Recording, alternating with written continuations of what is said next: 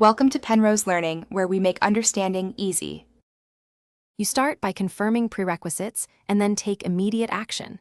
Install the Automator plugin for Fruit Battlegrounds and verify version compatibility.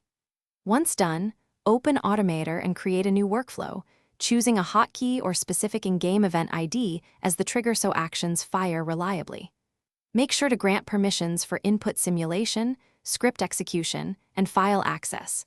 Without them, the workflow cannot interact with the game. This gets you into the actionable setup without wasting time on obvious background steps. You now build the core automation that controls gameplay.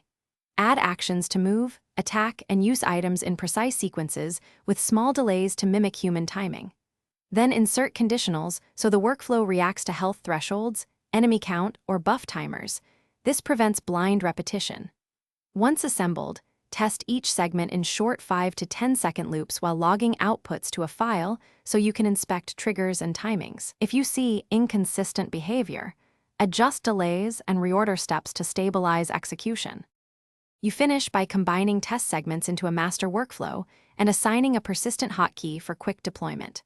Once assembled, deploy in a low-stakes match to monitor performance, watching for missed inputs or timing drift, and tweak delays or reorder actions as needed.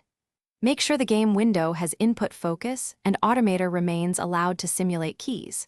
If things go wrong, check permissions first, then confirm input focus and reduce concurrency or overlapping actions to prevent conflicts.